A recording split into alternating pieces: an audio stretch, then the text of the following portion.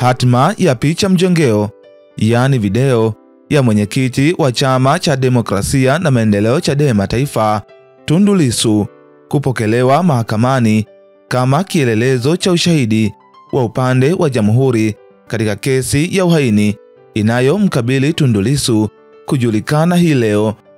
Uamuzi huo unatarajiwa kutolewa leo Jumatano, Oktoba 22, mwaka 2025 na Mahakama Kuu Masjala ndogo ya Dar es Salaam.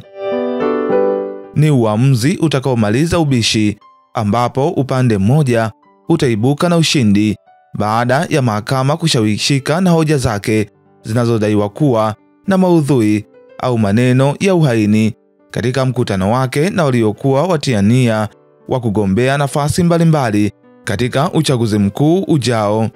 Katika kesi hiyo, Lissu anakabiliwa na shtaka la uhaini akidaiwa kutoa maneno ya kutishia serikali ya Jamhuri ya Muungano wa Tanzania kinyume na kifungu cha 39(2)(d) cha sheria ya kanuni ya adhabu. Anadaiwa kuwa Aprili 3, mwaka 2025 jijini Dar es Salaam, akiwa raia wa Tanzania mwenye utii wa Jamhuri ya Muungano wa Tanzania, Tundu Lissu alitoa maneno ya kuitishia serikali na kuonesha nia hiyo kwa kuchapisha maneno hayo katika mitandao ya kijamii kuwa, wakisema msimamo huu unaashiria uasi. Ni kweli, kwa sababu tunasema tutazuia uchaguzi, tutahamasisha uasi. Hivyo ndivyo namna ya kupata mabadiliko. Kwa hiyo tunaenda kukinukisha sana huu uchaguzi, tutaenda kuvuruga kweli, tunaenda kukinukisha vibaya sana.